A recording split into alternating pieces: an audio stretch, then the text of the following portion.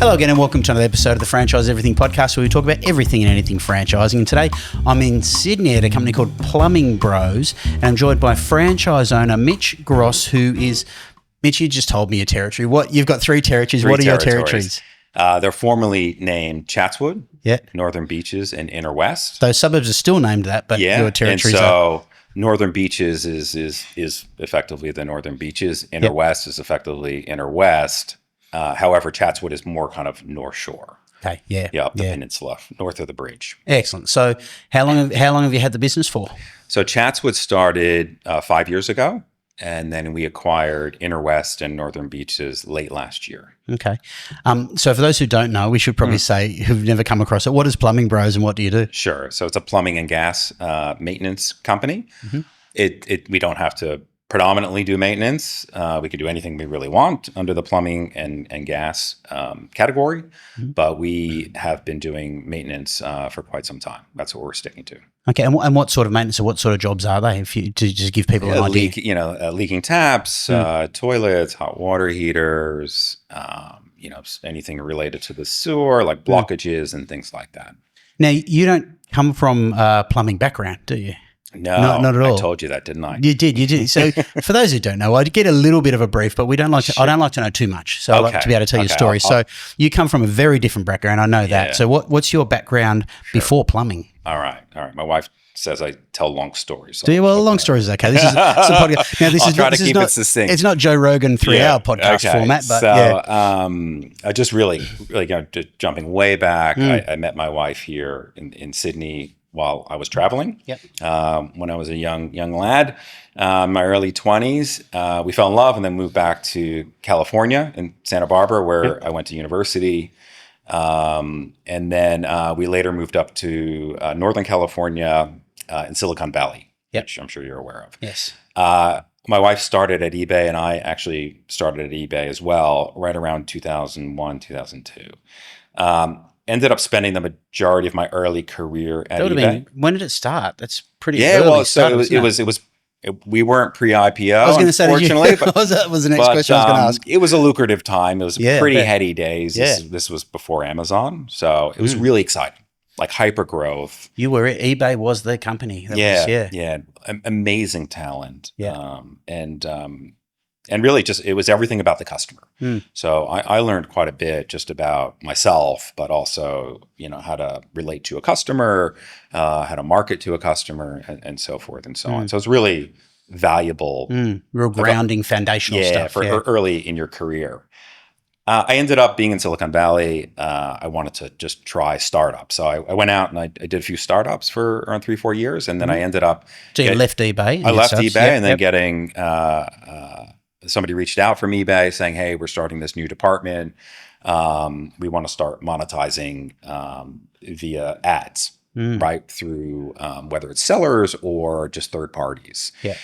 Currently at that point, this is around 2010, it didn't exist. So they were all listing revenue then, or percentage of listing revenue? Yeah, exactly. So it was a really unique opportunity. I knew nothing about advertising, but monetization, I kind of knew enough about, and building teams and that building a business plan. It seemed really exciting. So anyway, long story short, we did that. We were relatively successful in that. And my wife what was your wife doing at eBay, by the way? She had previously left. She was there for like 5-6 years. She did product management. Okay. And then she did the startup thing for a number of years before I jumped ship. But I can imagine it happens a lot in those sorts of businesses. Yeah, you're thinking, I'm going to go out and do it somewhere just a trying bit more to get exciting. the big win. Yeah, big win. Get the big win. Big swing. Yeah, big swing. Big swing. Anyway, so it was around 2014. My wife, we had kids at the point. She wanted to move back home. And I said, I'm pretty nomadic. I grew up on the East Coast, moved to California to go to university. I was kind of indifferent where, Sydney sounded like a good thing. And, we had been here a number of times. Did you have memories from Sydney previously? A lot and good fond memories? All our family was here. So we had come here a number of times throughout that. Of course, yeah. Throughout that period.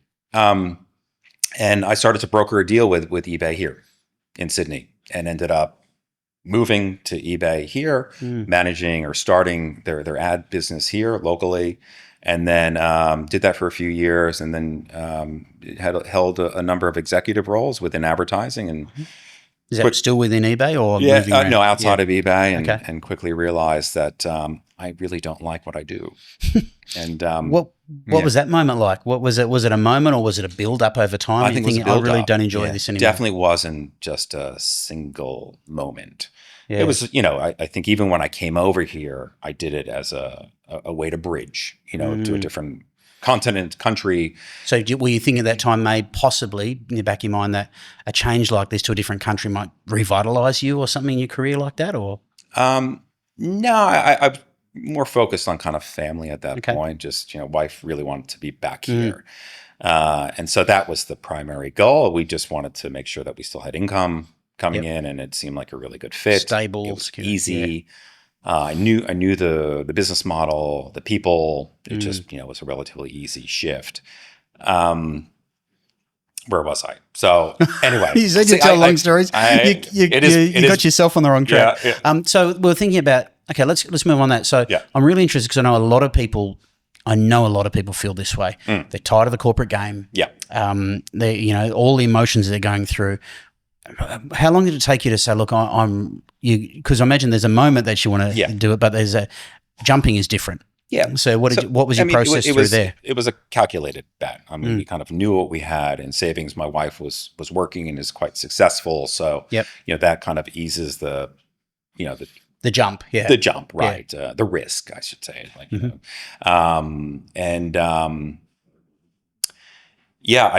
it's tough to, just make that decision. But I ultimately did. I just said, I've got to look. I obviously didn't abandon what I was doing, but I started to proactively look. And to jump way back into Santa Barbara, I rented a room from a family for a period of time when I was in university. And the owner of the property, his name was Peter. And Peter was like myself, grew up on the East Coast, moved to Santa Barbara, bought a company, came from a business background. Yes. And bought a construction plumbing company and built it over a course of, at that point, maybe like 15, 20 years, and was quite successful, loved what he did, had a great life. And so did he have any background in plumbing and construction? No. And I was just enamored by that, right? But like I was the no background thing that got you, was it? I think so. And just, he was just such a good guy.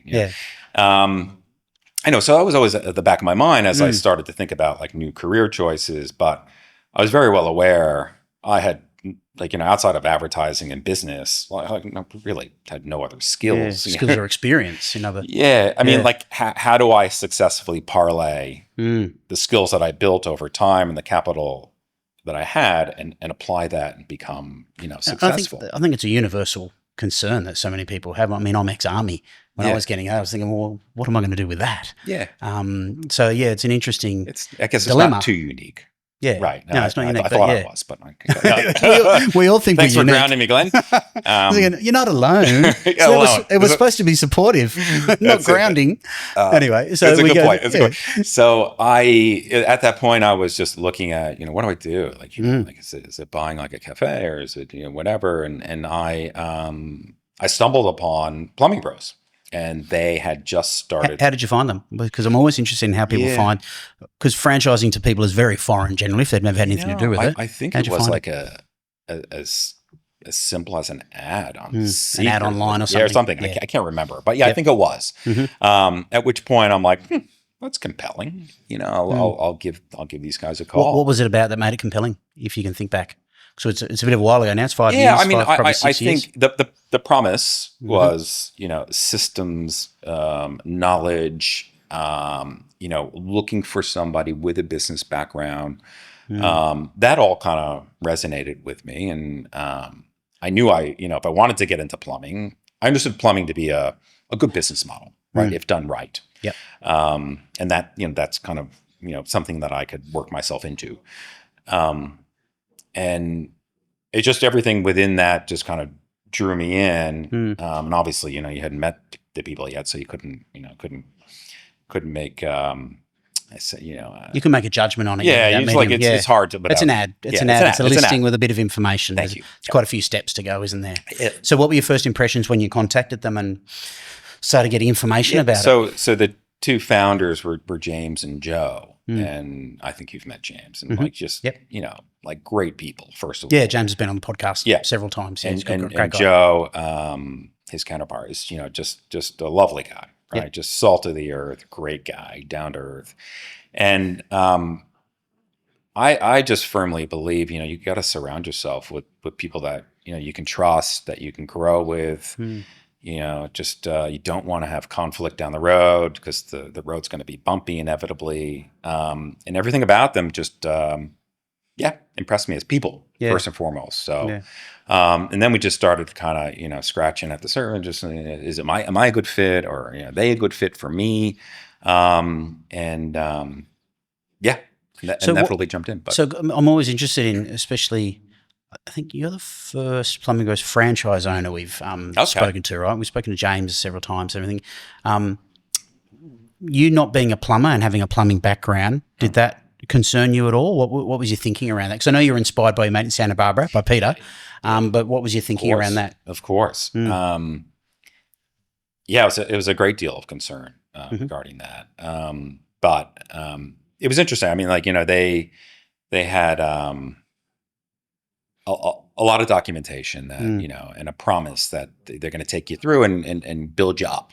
Yep. But not to turn you into a plumber, though. No.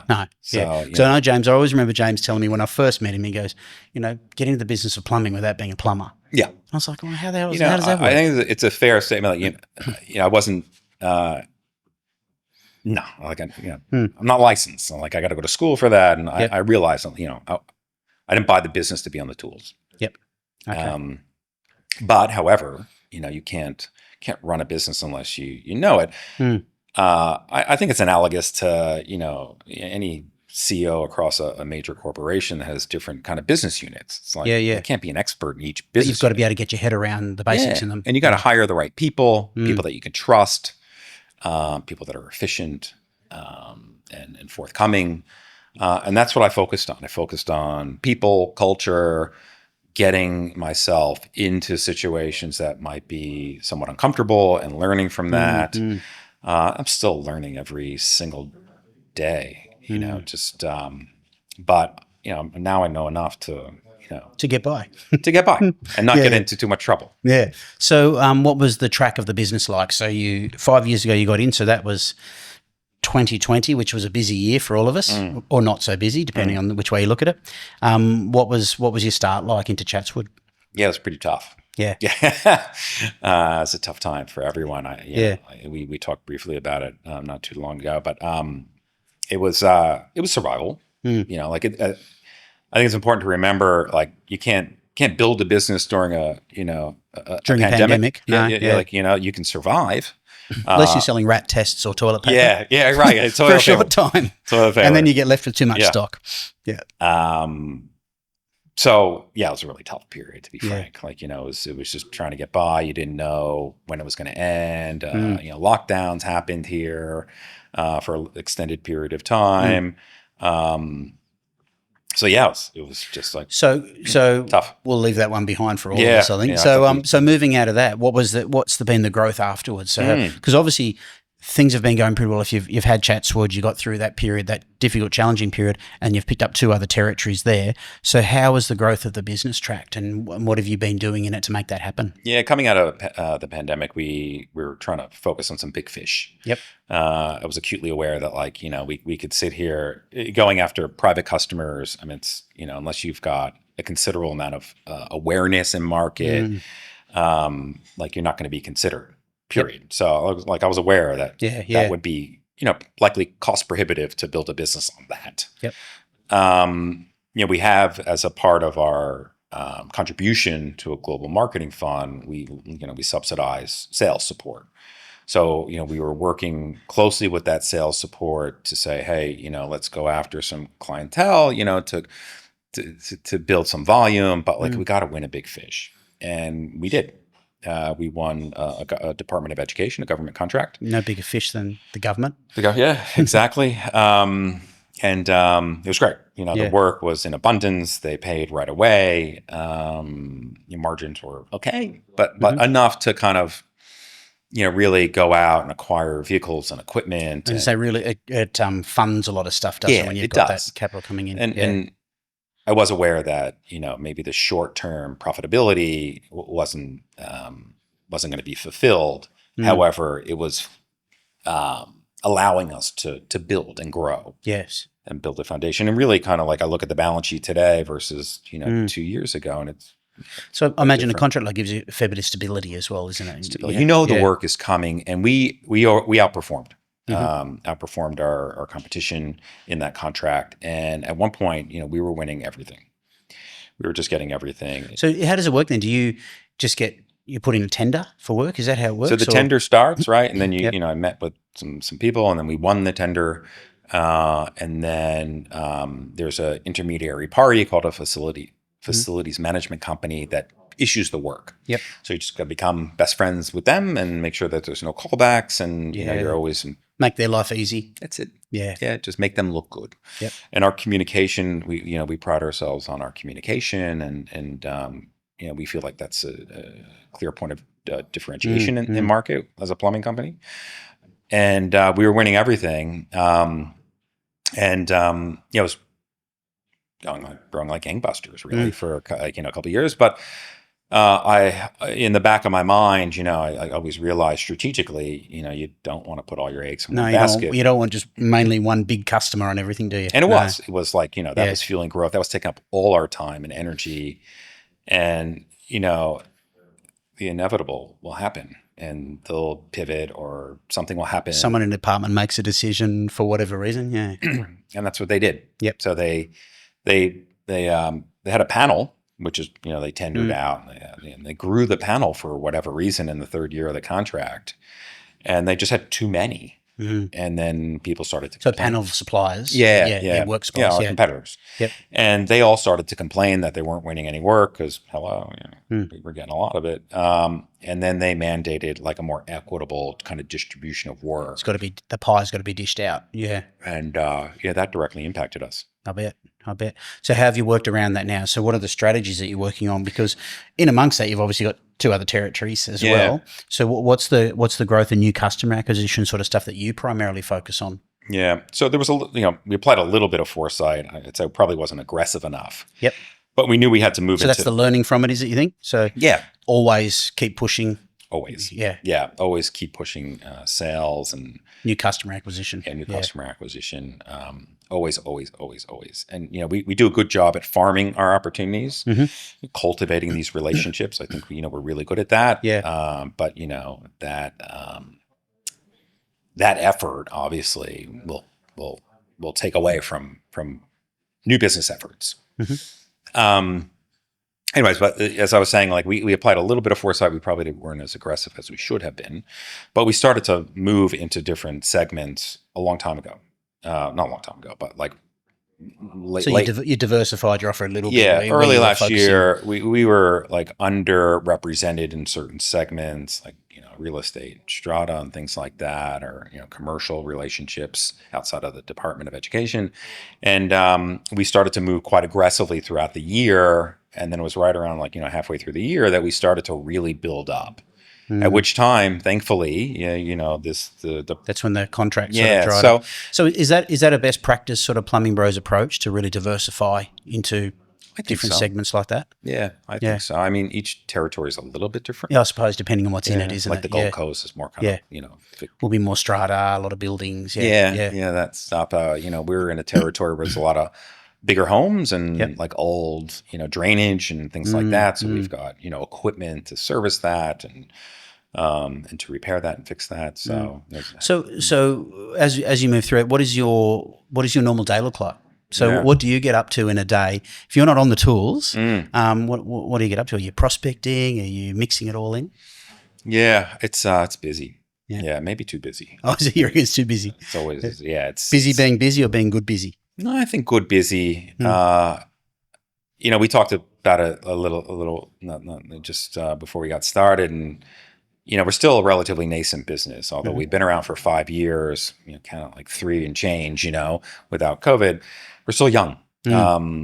you don't have that incredible foundation that, if one customer goes away or, like you're going to feel that. You're Yeah, it still has an impact. Yeah. Still has an impact. We're introducing, we're having organizational changes now that we didn't have the opportunity to do last year. So hiring on a 2IC, strategic planning. It just, So it's a bit more maturing. You're describing. Yeah, spent the better part of my first 4 years in the weeds. Yep, running around, doing pretty much everything. Yeah, chasing your tail, pretty much. Yeah, yeah, and at some point or another, becoming somewhat counterproductive. Yeah, and not healthy, right? And but it's good to have that awareness, though, and you look back at it like that. Yeah, it's good now. Well, you wouldn't want to be looking like that 15 years later and go, that's the way. Yeah. And I've surrounded myself with like people, whether it's a professional coach or something like that, somebody to remind you that you're not alone. Yeah, you come first. You gotta be healthy. You gotta have a good mindset, clear head. And I didn't for a while, and have made those changes, and I think in a better position to tackle new challenges and bring new people in and train them to do kind of what I was doing, and just figure out how to properly delegate. So is it sort of resourcing up a little bit? Is that your focus now at the moment? Yeah, without adding people. It's just kind of moving the chess pieces around, getting more efficiencies and productivity. Yep. And then being in a position to grow yet again. We had that step function growth. Yep. With the contract, and I built a kind of organization to do that. And now with things changing and the organization kind of heading in a different direction, I've got to resource appropriately, and I've got to do different things to grow. And, so is that when you reduce staff, or you keep staff on and then reallocate them to other jobs? Pretty much. Yeah. So just it's a delicate balance, right? Because you got somebody who was generating revenue, you bring them in the office, you're not going to backfill them right away. They got a bit of a hybrid role. It's just kind of like, and there's a bit of a lag there, isn't there? Then there's the holidays, and, the contract kind of, so like you just. So when you get a contract, is your goal, I'm not exactly sure how it works, is your goal to then get that contract and then try and get more value out of that existing contract? 100%. Yeah, okay. Maximize. So it becomes a big focus once you've got it. Just think you can build it. So it's not just the initial number is my point. So it's not just that initial number. You can actually get more value out of that contract. So acquisition's very costly. Yep. In Sydney, it's hyper competitive. If you once you own something, or you're in something, you'll see a plumbing truck everywhere. Yeah. Every third car seems to be a plumbing truck, and it's well, it feels like that for me with media. Yeah, stuff. There's another one. Yeah, so there is some merit to that, right? There's another competitor over there. Exactly. He was always there, though. He was always there. Yeah. Now you're just more aware. And so once you get something, you gotta nurture it. Yeah. You gotta make sure you grow it. You give it everything you got. Yeah. Hold on to those customers, because it's costly to go out. Yeah. So as we wrap up, what's your plan for, say, the next couple of years? What does the future look like for you as you reshape your business and organization with these extra territories? Yeah. I shore up what I've got. I don't think I need to acquire new territories at this stage. Hold for a bit. Yeah. Yeah. We've get sales right. I feel like, as a unit, collective unit, we haven't had the sustained effort that's required to just keep winning. And that's really the key. You can do your local area, marketing and, awareness and consideration. It's very foundational. It's hard to acquire new private customers unless you kind of have the water levels rising and of your brand presence and everything you've done. Yeah, it's hard. We haven't been at it for very long, and most of our high performing competitors have been around for 30 years. Yeah. So it's just they're in a different. So does that make your focus for next sort of period not so much residential, because that's, if you're talking about that being very much brand building focus, that just takes time. You're talking about some larger type of contracts and aiming for those and trying to get diversified through segments or niches. Yeah, B2B is definitely B2B, a quicker win. Yes. It becomes, if you create a great relationship, it becomes with a developer or someone like that. Is that the way it is? No. Real estate companies, it just becomes. So is that like property management? Yes. Okay, I gotcha. It becomes like an annuity. Yeah, right? yeah, If they of course. trust you and Yeah. you know they have jobs and they manage a property roll of 200, you're gonna get And their work. you do it well and look after them. Why would they go anywhere else? Exactly. Yeah. You give them no excuse to go anywhere else. So just more of that. You know, there's other commercial relationships that we have, like aged care and Yep. child care. So we want to kind of, you know, get deeper into that. Yep. There's other segments, but yeah, so business, but all the while, you know, keep just plugging away at private and just building that foundation and referrals, doing the The proper basics. marketing. Yeah, the basic stuff. Yeah, Getting better at and it's that. those 1%ers, isn't it? The referrals, so crucial, isn't it? Yeah. I mean, it just snowballs out from there. It does. Yeah. Yeah, it does. Excellent, Mitch. Well, mate, thanks for telling your story. I Yeah, appreciate no worries, having me in your office and everything here Yeah, today as my we pleasure. take up a big space. So thanks very much for having us, mate, and pleasure, telling the story. Glenn. Excellent. Thanks. And that's it for another one of the Franchise Everything podcast. I hope you enjoyed this one. Please share, like, subscribe, and do all that sort of thing. And we'll catch you in the next one soon.